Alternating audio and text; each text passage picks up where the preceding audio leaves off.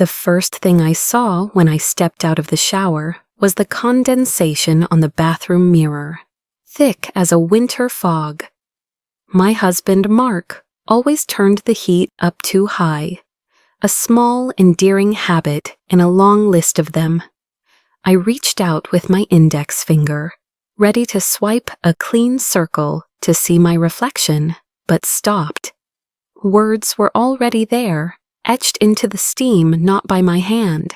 They were written in a frantic, spidery script, the letters dripping like tears.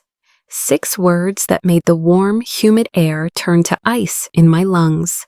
Run before midnight. Your future self. I stared, my heart a frantic drum against my ribs. The handwriting was mine. I knew its loops, the way the R leaned slightly to the right, the sharp definitive cross of the T. It was my own script, but it felt alien, a message sent across an impossible divide. A joke. Mark wasn't the type. His sister Chloe, who was staying with us for the week, had a wicked sense of humor, but this felt different. It felt cruel. It felt real. The steam began to recede, the edges of the letters blurring, the warning dissolving back into the ether. I wiped the entire surface with the heel of my hand, smearing the message into nothingness. My reflection stared back, pale, wide-eyed, a towel clutched to my chest. I looked normal, a 34-year-old woman in a beautiful house with a loving husband. Nothing was wrong, but the cold dread that had seeped into my bones told a different story. It was 7:13 a.m. Midnight felt a lifetime away, and yet it was already breathing down my neck. I forced myself to move, to dress, to go through the motions of a normal Tuesday morning. Downstairs, the smell of coffee and bacon filled the air. Mark was at the stove, humming along to some soft rock station on the radio. He turned as I entered, his face breaking into that familiar, handsome smile. "Morning, sleepyhead," he said, sliding a perfectly cooked egg onto a plate. "Chloe's still out on her run, more for us." He kissed my forehead, his lips warm against my chilled skin. I flinched, a tiny, involuntary movement. He didn't seem to notice. "Everything okay, Eliza?" he asked, his brow furrowing with concern. "You look a little pale." I forced a smile, the muscles in my face feeling stiff and uncooperative. "Just a bit of a headache. Didn't sleep well?" It was a lie. I'd slept like a stone, but it was the first excuse that came to mind. "Poor thing," he cooed, wrapping an arm around my shoulders and pulling me into a side hug. "Maybe you should take it easy today. I can handle everything." His kindness felt suffocating. Every gentle word, every caring gesture was now filtered through the lens of those 6 terrifying words. Was this an act? Had it always been an act? We sat at the polished oak table in our sun-drenched breakfast nook. The life we had built together surrounded us. The framed photos on the wall from our trip to Italy. The ridiculous ceramic frog I'd bought at a flea market. The thriving fiddle leaf fig in the corner. It was a tableau of domestic bliss, a perfect, beautiful lie. Chloe came in then, her face flushed from the cold morning air, her blonde ponytail bouncing. "Morning, guys. Smells amazing." She grabbed a piece of bacon from Mark's plate, grinning as he swatted at her hand playfully. Their bond was always something I'd admired. They were more than siblings. They were best friends, confidants, 2 halves of a whole. Now watching them, a new, ugly thought slithered into my mind. Were they too close? Were their shared glances and inside jokes something more than familial affection? I watched them interact, searching for a crack in the facade, a flicker of something sinister in their eyes. But there was nothing, just warmth, laughter, and love. They were my family, and my own mind, my own future self, was telling me to run from them. I picked at my eggs, the food tasteless in my mouth. "So," Chloe said, pouring herself a mug of coffee. "Big plans for the day?" Mark answered for me. "Eliza's not feeling great, so we're having a quiet one. I was thinking we could watch that new historical drama tonight. I'll make my famous lasagna." "Ooh, yes," Chloe clapped her hands. "A cozy night in, perfect." A cozy night in. The word sounded like a death sentence. The clock on the wall ticked, each second a hammer blow counting down to midnight. I looked from my husband's smiling face to my sister-in-law's cheerful one. One of them, or both of them, was a monster hiding in plain sight. Or I was losing my mind. I wasn't sure which was worse. The message was impossible, a trick of the light, a waking dream. But the fear it had ignited was very, very real. I had to know. I had to spend the day watching, listening, searching for the truth. And I had to do it without letting them see the terror in my eyes. Because if the warning was real, then my life depended on them believing that I was still the same, trusting, unsuspecting Eliza I had been when I woke up this morning. The day stretched before me, a minefield of feigned smiles and casual conversation. Every tick of the clock was a reminder. Run before midnight. I didn't know where I would run or why. I only knew that the two people I loved most in the world might be the reason I had to. The question was, what would they do to me when the clock struck 12? The headache I'd feigned became real, a dull, persistent throb behind my eyes born of sheer, unadulterated stress. I spent the morning feigning lethargy, curled up on the sofa with a book I couldn't read, the words swimming in a meaningless jumble on the page. From my vantage point, I could watch them, Mark and Chloe. They moved around the house with an easy, practiced rhythm, their conversation a low murmur of domesticity. They tidied up the kitchen, discussed what to get their mother for her upcoming birthday, and planned the evening's meal. It was all so painfully normal, too normal. The performance, if it was one, was flawless. There were no conspiratorial whispers, no furtive glances. Their affection for me seemed genuine. Mark brought me a cup of tea, placing a gentle hand on my forehead to check for a fever. Chloe fluffed the pillow behind my head and told me a funny story about a disastrous blind date she'd once had. They were cocooning me in care and concern, and it felt like being wrapped in a spider's web.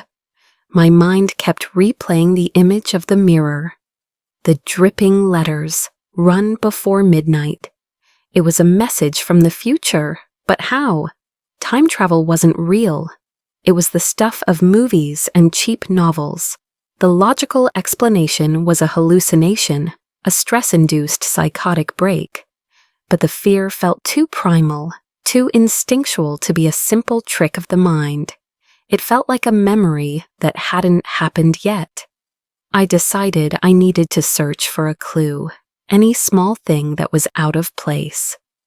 While Chloe was in the shower and Mark was in his home office on a conference call, I slipped into our master bedroom. My heart hammered against my ribs as I began my search. It felt like a violation, a betrayal of the trust that was the bedrock of our marriage. But the message on the mirror had already shattered that bedrock. I started with Mark's bedside table, a book on Napoleonic history, a glass of water, a bottle of melatonin. Nothing. I opened the drawer. Receipts, a stray cufflink, a charging cable. I slid my hand to the very back, my fingers brushing against a small leather-bound notebook I'd never seen before. I pulled it out. It was a ledger, page after page of meticulous entries, dates, and numbers. I wasn't a financial expert, but I knew Mark's salary, and the figures I was seeing were astronomical. Deposits and withdrawals from accounts I didn't recognize. The sums were staggering, far beyond what his job as an architect could account for. And then I saw my name, Eliza Grant. Next to it, a policy number and a figure that made me gasp. $2 million. A life insurance policy. We'd taken out policies on each other when we bought the house, standard practice, but the payout was supposed to be a fraction of that. This was a new policy, taken out 6 months ago. My signature was on the digital application form, a perfect forgery. A cold wave of nausea washed over me. This was real. This was happening. I snapped a few pictures of the pages with my phone, my hands trembling so badly I had to take them twice. I shoved the ledger back into the drawer, making sure it was exactly as I'd found it. My breathing was shallow, ragged. This was a motive, a $2 million motive. I moved to his closet, a sudden desperate urge to find more. I ran my hands through his clothes, searching pockets. In the inside pocket of a winter coat he hadn't worn in months, my fingers closed around a small plastic vial. It was unlabeled, filled with a clear, odorless liquid. My blood ran cold.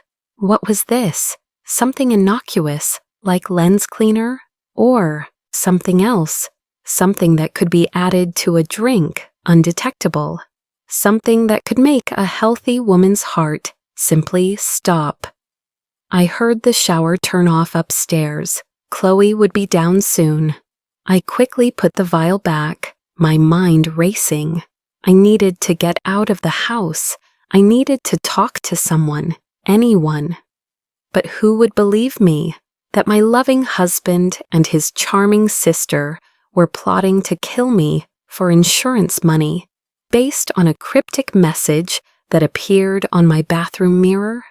They would think I was insane. They would call Mark, and he would come get me, his face a mask of loving concern, and he would bring me home. And then I would never leave again. I had to be smarter than that. I went back to the living room, arranging myself on the sofa, just as I had been before. My heart was a wild animal, thrashing in my chest, but I forced my expression to remain placid, my breathing to slow. Chloe came downstairs, wrapped in a fluffy bathrobe, her hair damp. "Feeling any better?" she asked, her voice soft. "A little," I lied. The tea helped. Mark finished his call and came to join us. "I've been thinking," he said, sitting on the ottoman in front of me and taking my hands in his. His touch felt like a brand.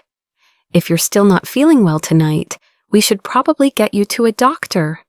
You've been having these headaches for a while now. It's better to be safe." The concern in his voice was so convincing, so perfect. He was laying the groundwork, establishing a history of illness, a plausible explanation for a sudden death. They were going to kill me tonight, during our cozy night in, and make it look like a tragic, unforeseen medical event. The lasagna he was so famous for, the wine we would drink. The opportunity was perfect. No witnesses, just the three of us. 2 grieving family members, and a dead wife with a history of health complaints. It was the perfect murder. And the only thing standing in their way was a 6-word warning from a future I was now desperately fighting to reach. I looked at the man holding my hands, the man I had promised to love for the rest of my life, and saw only a stranger, a killer. Midnight was no longer an abstract deadline. It was the hour of my execution. The afternoon crawled by with agonizing slowness. I was a prisoner in my own home, every tick of the grandfather clock in the hall a countdown to my doom. My earlier panic had subsided, replaced by a cold, sharp-edged resolve. Fear was a luxury I couldn't afford. If I was going to survive, I needed a plan. I couldn't run, not yet. They would notice my absence immediately. Mark would call my phone, then my parents, then our friends. He would sound frantic, worried. He would orchestrate a search party. And when they found me, he would be the relieved, loving husband, and I would be the unstable wife who had a breakdown. No, running blindly was a fool's game. I had to play their game, but better. I needed evidence. Hard, undeniable proof that would stand up against their carefully constructed narrative of my failing health and their unwavering devotion. The pictures of the ledger on my phone were a start. The vial in his coat pocket was suspicious, but circumstantial. I needed more. I needed to catch them in the act, to hear the words from their own mouths. My phone became my potential lifeline. I went to the App Store and downloaded a voice recording app, one that could run discreetly in the background. The setup was simple. I could activate it with a triple click of the power button. I practiced the motion, my thumb moving stiffly until it felt natural. I would need to leave my phone somewhere they wouldn't notice it, somewhere it could pick up their conversation. The challenge was creating an opportunity for them to talk freely. As long as I was in the room, they would maintain their performance. I needed to remove myself from the equation. I continued to play the part of the ailing wife. I let Mark help me to the guest room for a nap, claiming the light in the living room was bothering my headache. "You just rest, my love," he whispered, tucking the covers around me. "Chloe and I will get everything ready for dinner. Don't you worry about a thing." His voice was a velvet glove hiding an iron fist. I lay in the semi-darkness, listening to his footsteps retreat down the hall. I gave them 20 minutes, a stretch of time that felt like an eternity, before I put my plan into action. I tiptoed out of the guest room and crept to the top of the stairs. Their voices drifted up from the kitchen, a low, casual murmur. Perfect. I activated the recording app on my phone, the small red icon blinking once before disappearing. I needed to place it somewhere they wouldn't find it, but where the microphone could still pick up their voices clearly. My eyes landed on the large leafy fern on the console table in the entryway. It was close enough to the kitchen, and the dense foliage would easily conceal the small dark rectangle of my phone. With painstaking slowness, I descended the stairs, my feet silent on the thick runner. I held my breath, every creak of the old house sounding like a gunshot in the silence. I reached the table, my hands shaking as I gently tucked the phone deep into the soil at the base of the plant, angling it towards the kitchen doorway. I retreated back up the stairs, just as silently. Back in the guest room, I closed the door, my back pressed against the wood, my body trembling with a mixture of fear and adrenaline. Now all I could do was wait and hope. Hope that their arrogance would make them careless. Hope that they would believe I was asleep, out of earshot, no longer a threat. I strained my ears, trying to make out their words, but they were just an indistinct hum. I had to trust the technology. I had to trust that I had placed it well enough. An hour later, I heard Chloe's light footsteps on the stairs. She knocked softly on the door. "Eliza, you awake?" I took a deep breath, composing myself. "Come in," I said, my voice deliberately groggy. She opened the door, a small, sympathetic smile on her face. "How are you feeling?" "A bit better," I lied. The quiet helped. Good. Mark's just putting the final touches on the lasagna. It smells divine. Are you sure you're up for it? The question was laced with false concern. She was checking to see if their plan was still on track. I think so, I said, swinging my legs off the bed. I'm actually feeling a little hungry. Wonderful, she beamed, her eyes shining a little too brightly. We'll eat in about half an hour. I'll come get you. She left, closing the door behind her. The performance was back on. My next step was to retrieve the phone. I waited until I heard them both in the kitchen, the clatter of plates and the sound of the oven door opening giving me the cover I needed. I repeated my silent trek down the stairs. My heart was in my throat as I reached for the phone. What if they'd found it? What if this was all a trap? But it was still there, nestled safely in the damp earth. I slipped it into my pocket and returned to the guest room. Locking the door behind me, I plugged in my earbuds and pressed play. The first few minutes were just muffled sounds, the rustle of the leaves as I placed the phone. And then their voices crystal clear. Is she asleep? Chloe asked. Out like a light, Mark's voice replied, smug and confident. The extra dose in her morning tea is working perfectly. She'll be groggy and compliant all day. My blood turned to ice.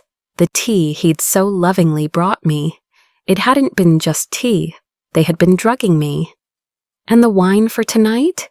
Chloe's voice was lower, more serious.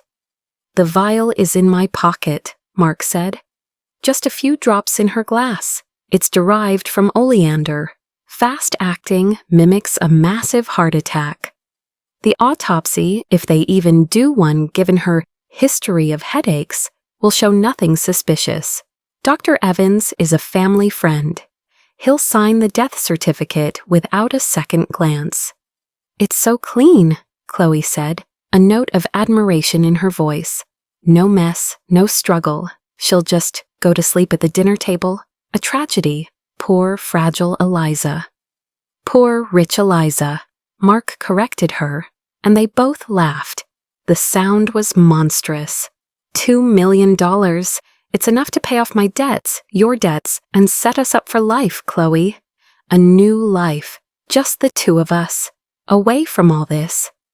I can't wait, she whispered. I'm so tired of pretending, tired of watching her touch you. The raw jealousy in her voice was shocking. This wasn't just about money, it was about possession. She didn't just want her brother back, she wanted him all to herself. Soon, he promised her, it will all be over by midnight.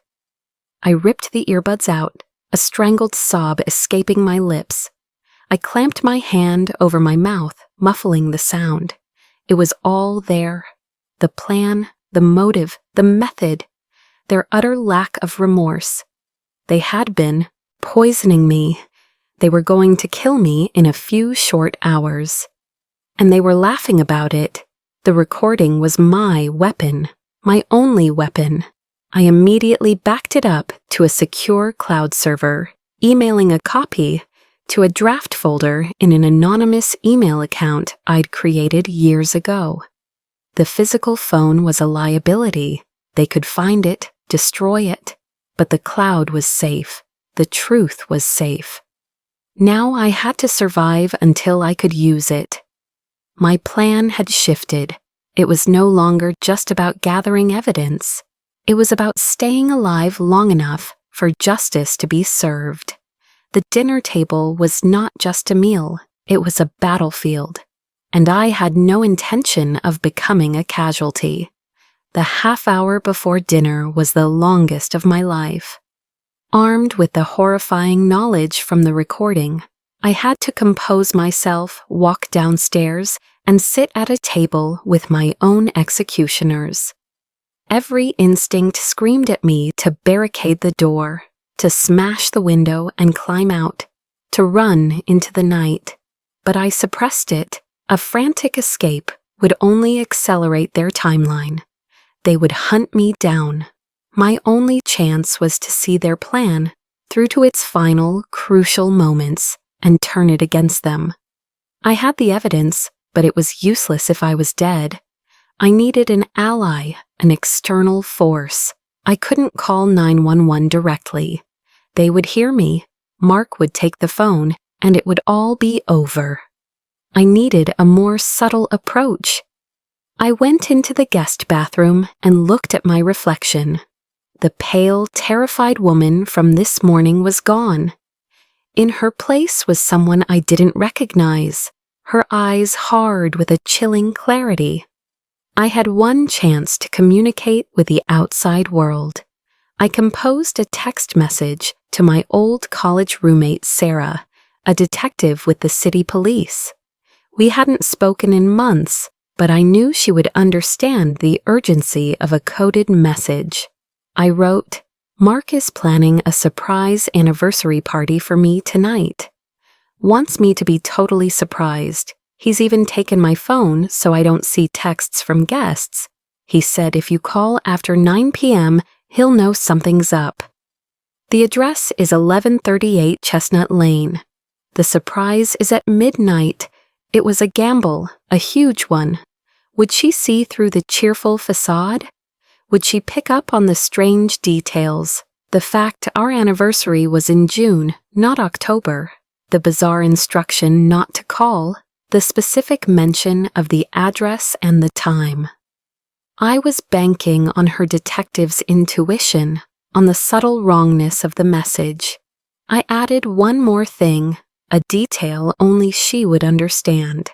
I typed, "He's even making that awful lasagna recipe you hate." It was a lie. Sarah loved his lasagna. It was a deliberate, personal error, a red flag meant just for her. I hit send, then immediately deleted the message and the entire thread from my phone. If Mark checked my phone, he'd find nothing. The message was out there, a digital lifeline cast into the void. All I could do was pray she caught it. Chloe knocked on the door. "Eliza, dinner's ready." I took one last deep breath, schooling my features into a placid, slightly weary smile. Coming. Walking down the stairs felt like walking the Green Mile. The dining room was beautifully set. Candles flickered, casting long dancing shadows on the walls. The aroma of the lasagna was rich and inviting. It was a perfect scene of domestic harmony, a stage set for a murder. Mark was opening a bottle of red wine, a particularly expensive vintage he'd been saving. "For my beautiful wife," he said, raising the bottle in a toast, "who I hope is feeling much better." "Much better," I echoed, my voice sounding distant to my own ears. He poured 3 glasses. I watched his hands, my eyes fixed on the vial I knew was in his pocket. Would he do it now, in front of Chloe, or would he wait? He placed a glass in front of me, then Chloe, then himself. He hadn't done it yet. He was waiting for the right moment. We ate. I forced forkfuls of lasagna into my mouth, the food tasting like ash. I complimented Mark on the meal, praised Chloe on the salad she'd made. I participated in their charade, a ghost at my own last supper. The conversation was light, meaningless. They talked about a movie they'd seen, a book Chloe was reading. They were so relaxed, so confident. My compliance, my seeming return to normalcy, had put them completely at ease. I excused myself to use the restroom, a calculated move. I needed to be away from the table when he poisoned the drink. It would be more natural, less suspicious. In the downstairs bathroom, I splashed cold water on my face, my heart pounding a frantic rhythm. I stayed for a full 2 minutes, staring at my own reflection, gathering my strength. When I returned, Mark was refilling my wine glass. Just a top-up, he said, his back mostly to me. But I saw it. A flicker of movement, a quick, almost imperceptible tilt of his hand over my glass as he poured. His other hand, the one holding the vial, had been hovering right there. It was done. The poison was in my glass, the clear, odorless liquid from the oleander plant. He placed the glass back on the table, exactly where it had been. He smiled at me, a warm, loving smile that didn't reach his cold, dead eyes. To us, he said, raising his own glass, to a long and happy future. Chloe raised hers as well. To the future? I picked up my glass, my hand steady despite the violent tremor in my soul. I knew what I had to do. My survival depended on the next 60 seconds. I looked at Mark, held his gaze, and smiled. I have a toast of my own, I said, my voice clear and strong. But first, I think you have a little something on your collar, honey. It was a classic misdirection, simple and childish, but their arrogance was my ally. He instinctively glanced down, his brow furrowed. Chloe looked too. In that split second of distraction, I switched my glass with his. It was a seamless movement, my hand moving with a speed and precision I didn't know I possessed. I had been practicing the motion in my mind for over an hour. When he looked back up, I was holding his glass. He was holding mine. He hadn't noticed a thing. There, I said, it's gone. I raised the glass. To family, I said, looking from his face to Chloe's, and to getting exactly what you deserve. I took a small, delicate sip from the rim of the glass. The wine tasted normal. He watched me, a predatory gleam in his eyes, waiting for the poison to take effect. Then, with a flourish, he drained his own glass in one long, self-satisfied gulp. He had just drunk his own poison. The clock on the mantelpiece began to chime. It was 9 o'clock. My text to Sarah had gone out. Now it was a race between the poison in his veins and the hope that my message had been understood. He had no idea he was already a dead man. The wine glass felt heavy in my hand, a fragile weapon that had just sealed my husband's fate. Mark wiped his lips with his napkin, a picture of contentment. Chloe was smiling, a triumphant, secretive little smile. They thought they had won. They were already spending the $2 million in their heads, planning the new life they would build on my grave. I felt a strange, chilling calm settle over me. The adrenaline had given way to a hyper-awareness of everything in the room. The way the candlelight flickered across Mark's face, the faint scent of oregano from the lasagna, the relentless ticking of the clock.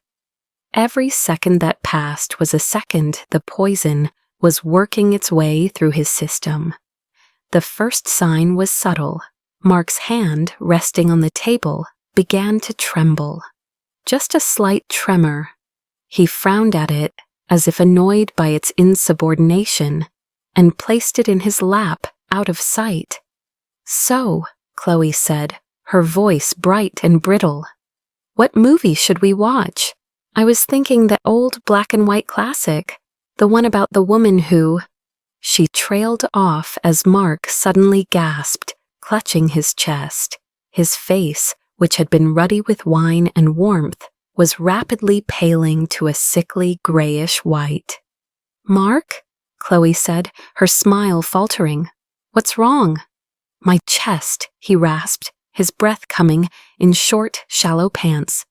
"It feels tight. I can't—" He pressed a hand to his heart, his eyes wide with a confusion that was quickly turning to panic. "It's probably just indigestion," Chloe said, but her voice lacked conviction. She looked from his face to mine, a flicker of suspicion in her eyes. I kept my expression neutral, a mask of mild concern. "Are you okay, honey?" I asked, my voice dripping with the same false solicitude he had shown me all day. "You don't look well at all." He tried to stand, but his legs seemed to give way. He slumped back into his chair, a sheen of cold sweat beading on his forehead. "Something's wrong," he stammered, his gaze locking onto mine. In that moment, he knew. I don't know how, but the realization dawned in his eyes. The switched glasses, my toast, to getting exactly what you deserve. The color drained completely from his face, replaced by the stark white of pure terror. "You," he choked out, pointing a trembling finger at me. "What did you do?" Chloe stared at him, then at me, her mind struggling to connect the dots. "What is he talking about, Eliza? What's going on?" "He seems to be having a heart attack," I said calmly, taking another sip of my wine. "Just like he planned for me. Oleander, isn't it? Mimics the symptoms perfectly." The name of the poison hung in the air between us. Chloe's face contorted, her carefully constructed mask of innocence shattering into a million pieces. She looked at the wine glasses, at her brother gasping for air, and she finally understood. "You switched them," she whispered, her voice filled with horrified disbelief. "How could you have known?" Mark was clawing at his collar, his breath a rattling wheeze. "Call an ambulance," he begged, his eyes pleading with his sister. But Chloe was frozen, staring at me. She wasn't seeing her dying brother, she was seeing her future, their future, dissolving into smoke. The $2 million, the new life, all of it gone. "It's over, Chloe," I said, my voice quiet but firm. I placed the wine glass on the table with a soft click. "You were recorded, both of you, in the kitchen this afternoon, every single word." Her face went slack with shock. The recording, it was the one variable they hadn't accounted for. Their arrogance had been their undoing. Mark slid from his chair onto the floor, his body convulsing. It was a horrific sight, but I felt no pity. Only a cold, hard sense of justice. He had been prepared to watch me die in exactly the same way, with the same cold detachment. Chloe finally snapped out of her stupor, but she didn't move toward her brother. She lunged at me. Her face was a twisted mask of rage. "You bitch!" she shrieked, her hands reaching for my throat. "I'll kill you myself." I was ready for her. I kicked my chair back, sending it clattering to the floor, and scrambled away from the table. She was faster than I expected, grabbing a fistful of my hair and yanking me backward. Pain exploded in my scalp. We crashed against the wall, a framed picture of our wedding day tumbling to the floor, the glass shattering. Mark was on the floor, his struggles growing weaker, his gasps fainter. He was dying, and his sister was trying to finish the job. She was strong, wiry, and fueled by a desperate fury. Her nails dug into my arms. I fought back with a ferocity I didn't know I possessed, scratching, kicking, landing a solid blow to her jaw. She grunted, her grip loosening for a second, and in that second I broke free. I scrambled for the kitchen, for a weapon, for anything. She was right behind me. I grabbed the heaviest thing I could find, the cast iron skillet from the stove, and spun around, holding it in front of me like a shield. "Stay back, Chloe," I warned, my voice shaking but determined. She paused, her chest heaving, her eyes wild. "You've ruined everything," she screamed. "He was mine. We were supposed to be free." At that moment, the room was flooded with flashing red and blue lights. The sound of a siren, abruptly cut off, was followed by the heavy thud of footsteps on the porch. Then a loud, authoritative banging on the front door. "Police, open up!" a voice boomed. Sarah. My message had worked. She had understood. Relief washed over me, so powerfully my knees almost buckled. Chloe froze, the color draining from her face. She looked from me to her dying brother on the dining room floor to the front door. The trap had closed. There was no escape. The banging came again, louder this time, followed by the sound of the door being forced open. My gamble had paid off. Midnight had come early for them. For me, it was the dawn. The front door burst open, and suddenly the house was full of uniforms, of loud, authoritative voices that cut through the chaos. At the front was a woman with sharp eyes and a familiar, no-nonsense set of her jaw, Sarah. Our eyes met across the room for a fraction of a second, and in her gaze I saw not just professional concern, but a deep personal shock and understanding. She had gotten my message. She had put the pieces together. Chloe stood frozen in the kitchen doorway, the cast iron skillet still in my hands, her face a mask of utter defeat. One of the officers immediately moved toward her. "Ma'am, put your hands where I can see them." She didn't resist. The fight drained out of her as the handcuffs clicked around her wrists. Her shoulders slumped, and a dry, rattling sob escaped her lips. It was the sound of a life ending. Paramedics rushed in, pushing past the officers, their movements efficient and urgent. They swarmed around Mark, who was now still on the floor, his eyes open and staring sightlessly at the ceiling. They worked on him for what felt like an eternity, the rhythmic compression of CPR, the urgent calls for equipment, the sharp, sterile smell of medical supplies filling the air. But I knew it was too late. The oleander was too fast, too potent. I watched, detached, as if viewing a scene from a movie. This man on the floor, this stranger, was the same man who had kissed me good morning, who had held my hand and promised me forever. The love I had felt for him felt like a phantom limb, an ache for something that was no longer there, that had perhaps never been real at all. Sarah came to my side, her hand gently on my arm.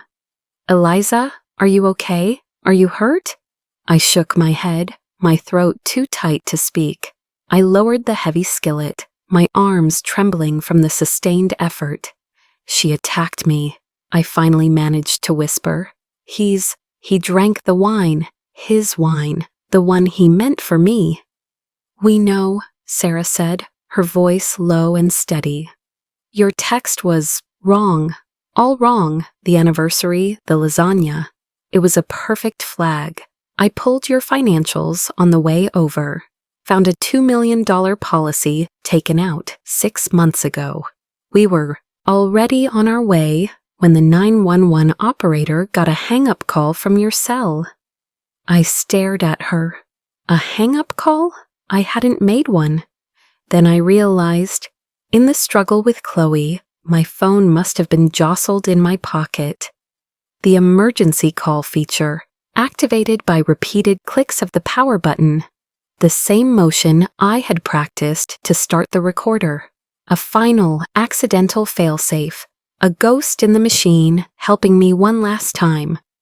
A paramedic stood up, pulling a sheet over Mark's face. "Time of death, 9:27 p.m., he said, his voice devoid of emotion.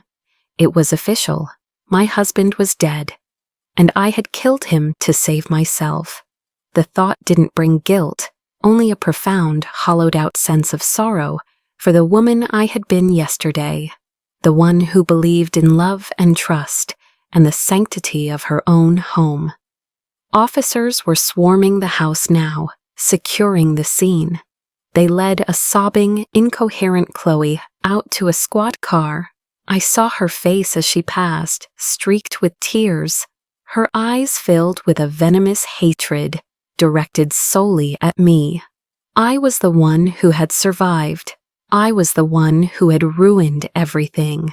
Sarah led me to the living room sofa, the one I had curled up on this morning feigning illness, and wrapped a blanket around my shoulders. "I need you to tell me everything, Eliza," she said gently, "from the very beginning." And so I did. I told her about the mirror, about the words written in steam in my own handwriting. She listened patiently, her expression unreadable. I knew how it sounded, insane. The ramblings of a traumatized mind. But then I told her about the ledger, the vial, and finally the recording. I took out my phone, my hands steady now. I opened the audio file and hit play. Mark's and Chloe's voices filled the quiet room, clear and damning. Their laughter, their casual discussion of my murder, their greed, their jealousy. It was all there. I watched Sarah's face as she listened, her professional composure hardening into a cold, focused anger. When the recording finished, she was silent for a long moment. "My God, Eliza," she whispered, "you were living with monsters." The rest of the night was a blur of statements, crime scene tape, and the flash of cameras. I felt like a spectator at the demolition of my own life. Every object the forensics team bagged and tagged was a piece of my past, now tainted, rendered meaningless. The wine glasses, the lasagna pan, the shattered picture frame on the floor. They were no longer mementos of a happy marriage. They were exhibits in a murder investigation. As the sun began to rise, casting a pale gray light through the windows, Sarah drove me away from the house. I didn't look back. There was nothing left for me there but ghosts. "Where do you want to go?" she asked. I had no answer. My home was a crime scene. My family was a murderer and an accomplice. My entire world had been dismantled in less than 24 hours. "Your place," I finally said, "if that's okay." "Of course," she said, her hand briefly squeezing my shoulder. As we drove through the sleeping city, my mind went back to the mirror. Run before midnight. Your future self. It had been a warning, an impossible, life-saving anomaly. Had it been a hallucination, born of a subconscious awareness of the danger I was in? Or had it been something more? A ripple in time, a desperate cry from a future that almost wasn't. A future where I hadn't switched the glasses, where I had died at my own dinner table. I would never know for sure. But as I watched the dawn break, I knew one thing with absolute certainty. I had been given a second chance. My future self had given me the warning, but my present self had been the one to fight, to plan, and to survive. The future was no longer a terrifying unknown. It was a blank page, and for the first time in what felt like a lifetime, I was the one holding the pen. The days that followed were a maelstrom of legal proceedings and media attention. The story was a sensation.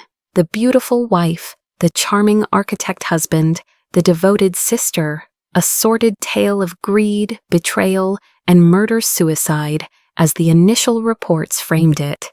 My name was everywhere. My face splashed across news websites and television screens. I was painted as both a tragic victim and a black widow, a woman who had somehow driven her husband to a desperate, fatal act. But Sarah and her team worked quickly to control the narrative. The recording was the key. Once it was leaked, anonymously of course, by a source close to the investigation, the public perception shifted dramatically. The audio was chilling, undeniable. Mark and Chloe weren't tragic figures. They were cold-blooded conspirators. The story was no longer a domestic dispute gone wrong. It was a failed execution. Chloe's trial was swift. With the recording as the centerpiece of the prosecution's case, her defense was hopeless. She pleaded not guilty, her lawyer attempting to paint her as a manipulated, brainwashed victim of her dominant older brother. But her own words on that recording, the jealousy and greed so evident in her voice, condemned her. I had to testify. Standing in the witness box, looking at her across the courtroom, was one of the hardest things I have ever done. She stared at me with pure, unadulterated loathing, her eyes burning with the conviction that I had stolen her life, her brother, her future. She showed no remorse, no flicker of regret for what she had planned to do to me. She was sorry only that they had failed. Listening to the lawyers recount the details of their plot felt surreal. They had been slowly poisoning me for weeks with small doses of medication in my food and drink, causing the headaches, the fatigue, the general malaise. They were building a medical history for me, a foundation for their story of my tragic, natural death. Dr. Evans, their family friend, was investigated and his medical license was suspended. He claimed he had no knowledge of their plot, that Mark had simply expressed concerns about my health, but the questions he had failed to ask, the tests he had failed to run, amounted to a gross professional negligence that had almost cost me my life. The vial from Mark's coat was analyzed. It contained a highly concentrated oleander extract, just as he'd said on the recording. A few drops would have been lethal, inducing cardiac arrest within the hour. It was a clean, efficient poison, difficult to trace, without specific toxicological screening. They had planned it all so perfectly. Their only mistake was underestimating me. They saw me as soft, trusting, and fragile. They never imagined I would be capable of fighting back.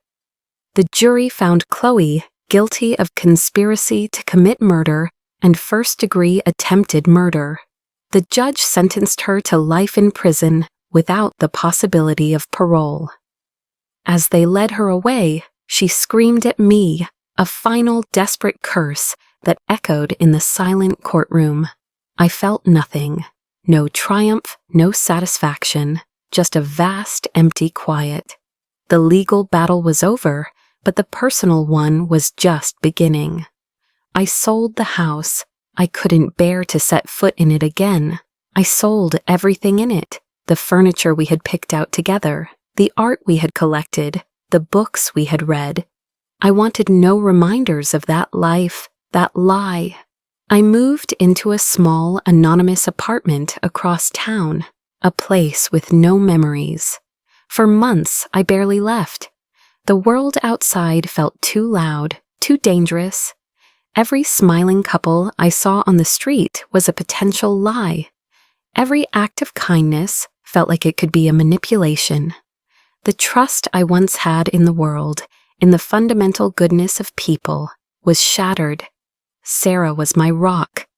She checked in on me every day, dragging me out for walks, making sure I was eating. She never once questioned my story about the mirror. "I've been a cop for 15 years, she told me one evening as we sat on her balcony.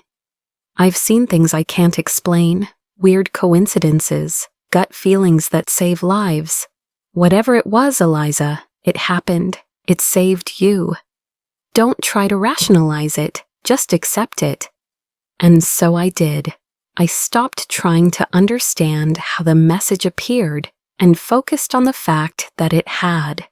It was a gift, a miracle, a bizarre tear in the fabric of reality that had allowed me a glimpse of the abyss waiting for me. It was a debt I could never repay, except by living the life I had fought so hard to keep. Slowly, very slowly, I began to heal. I started seeing a therapist, someone who helped me unpack the trauma and the deep, complex grief. I wasn't grieving Mark, the murderer. I was grieving the man I thought he was. I was grieving the marriage I thought I had, the future I thought we would share.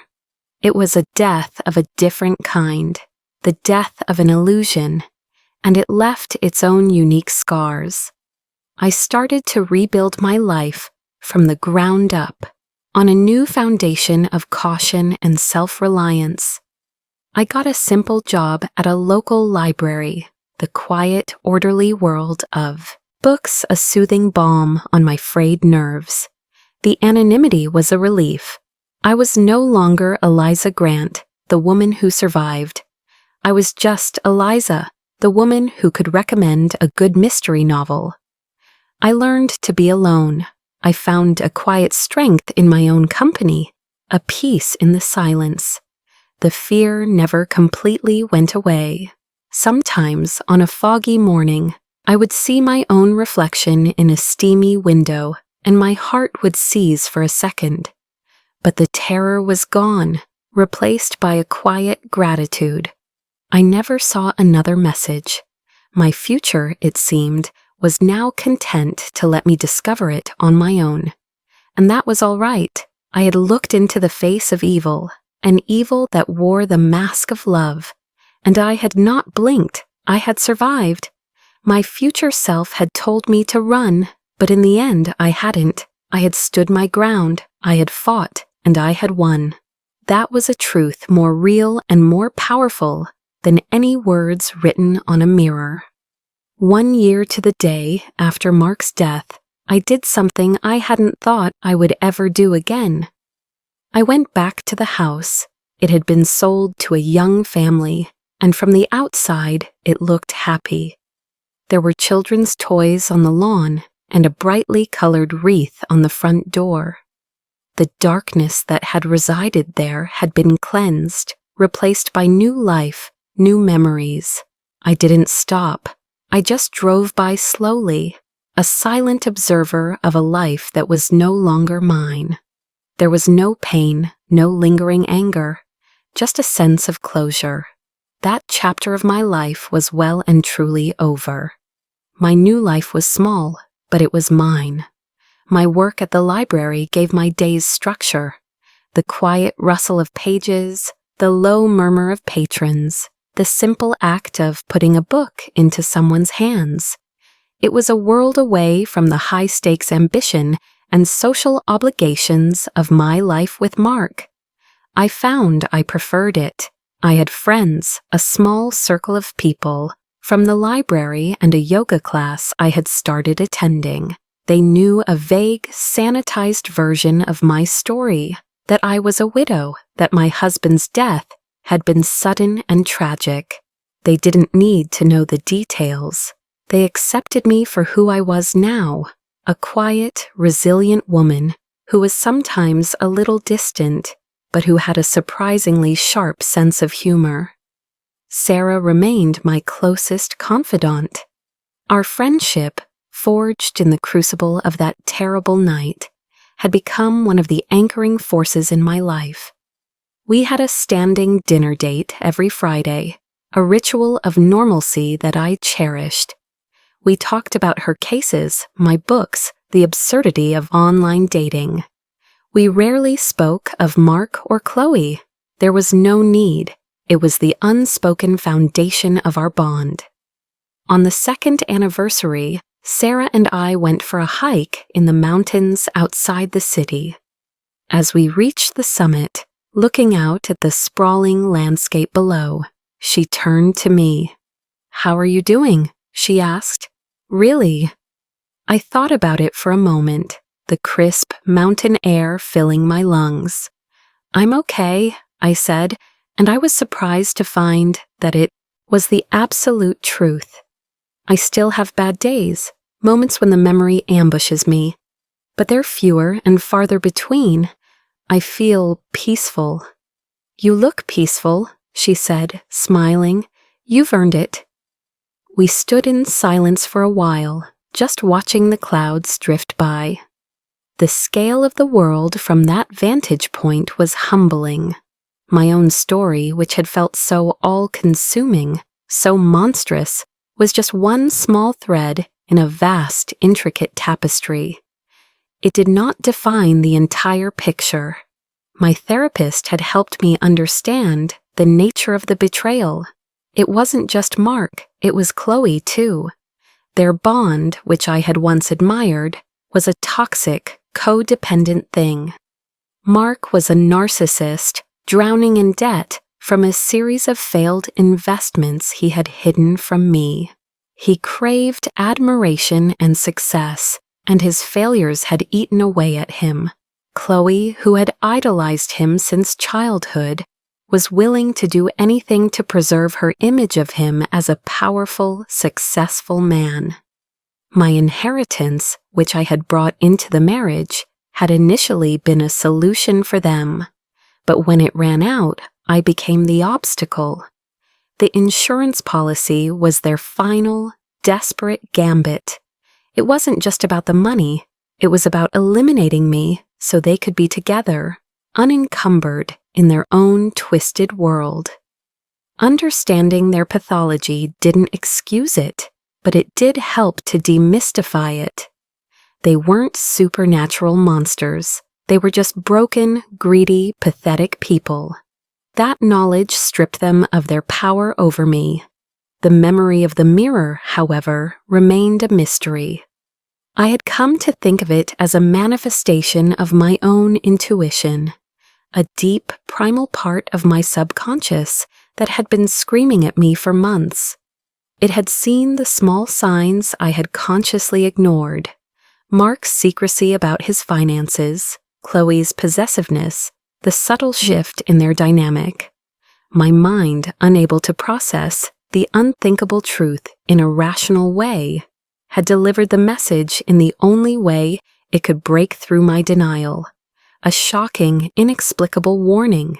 It was a message from me to me, a lifeline thrown from the deepest, most perceptive part of my own soul. That night, after the hike, I was looking through a box of old photos, preparing to finally throw them out.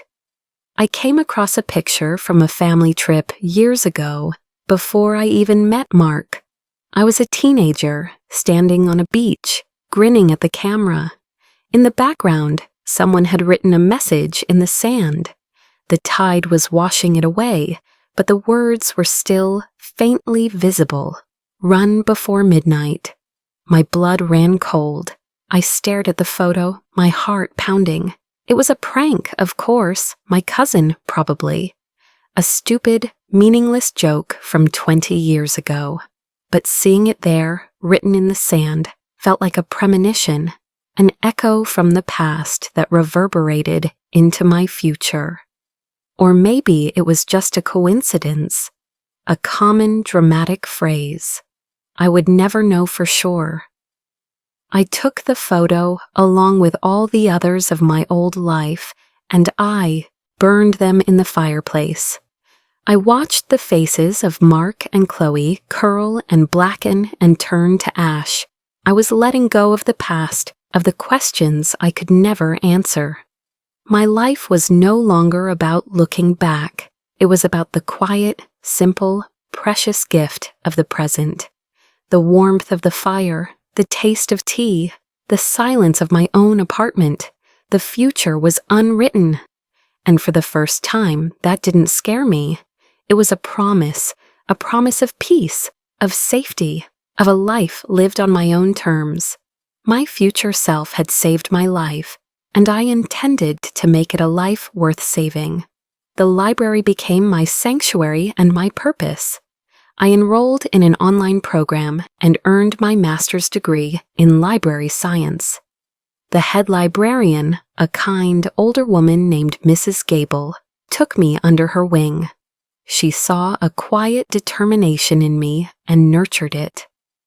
When she retired 3 years after I started working there, she recommended me for her position. To my own astonishment, I got the job. The responsibility was daunting at first, but I grew into it. I managed budgets, organized community outreach programs, and curated collections. I started a book club for seniors and a summer reading program for kids. I found a deep, abiding satisfaction in creating a safe, welcoming space for others, a haven of knowledge and imagination in a chaotic world. The library was my fortress, its walls built of stories, its silence a comforting embrace. I never dated.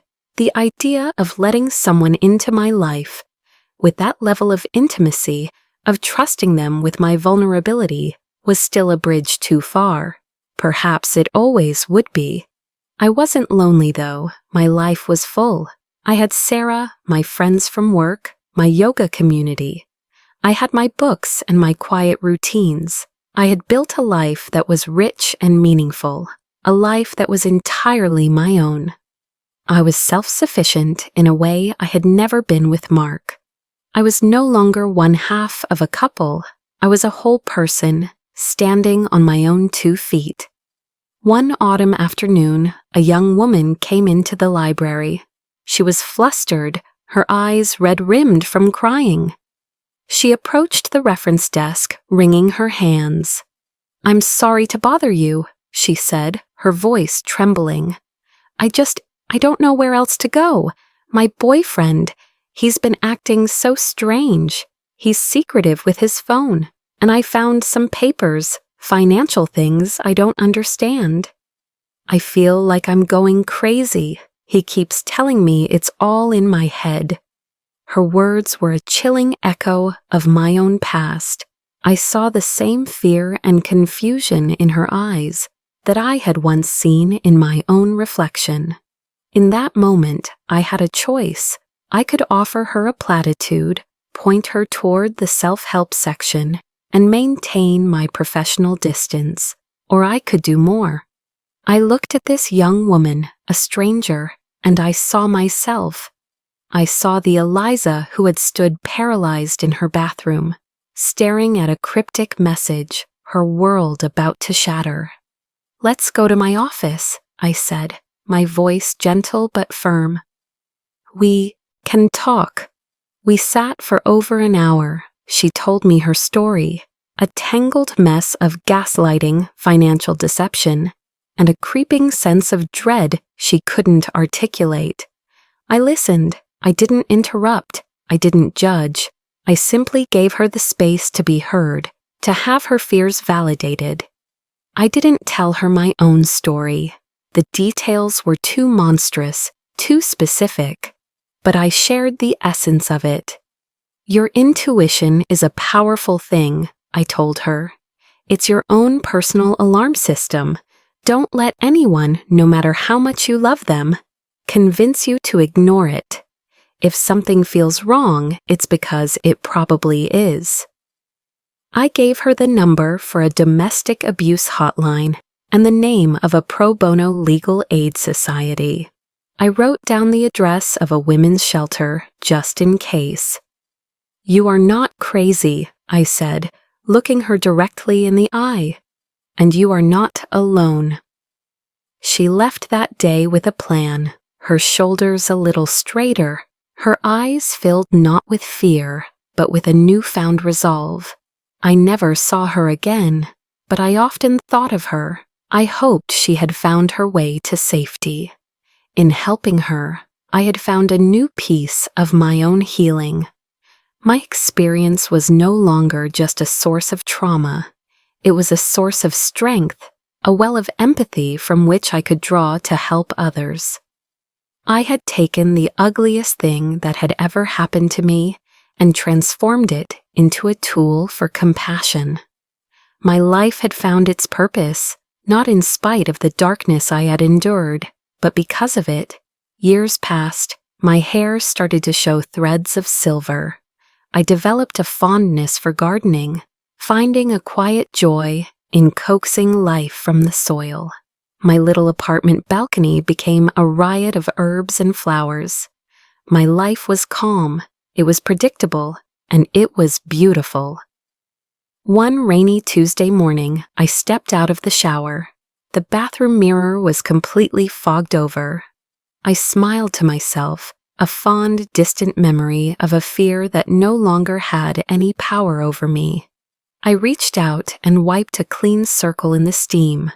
My own face looked back at me. Older, wiser, the lines around my eyes, a testament to both laughter and tears. I was at peace. Then my blood ran cold. Below my reflection, new words were appearing, etched into the steam by an unseen hand. The script was frantic, spidery, and achingly familiar. It was my handwriting. It wasn't a warning this time. It was a message of gratitude. Just 2 words. You lived. I stared at the message, my heart not with fear, but with a profound, overwhelming sense of awe. The letters began to drip, to blur, to dissolve back into the mist. I reached out and touched the glass, my fingers tracing the phantom words. It was real. It had all been real. The warning, the fight, the survival, the long, hard road to this moment of peace. It was a confirmation, a final closing of the circle. A message sent across time, not as a desperate alarm, but as a quiet acknowledgement. A thank you from a future that I had successfully reached to the woman who had refused to let it be stolen from her. I wiped the mirror clean, and for a long time I just looked at my own reflection, at the face of a woman who had walked through fire and emerged, not unscathed, but whole. I had lived, and I would continue to live every single day with courage, with compassion, and with a quiet gratitude for the impossible, miraculous gift of a second chance. The future was no longer a mystery. It was here, and it was mine.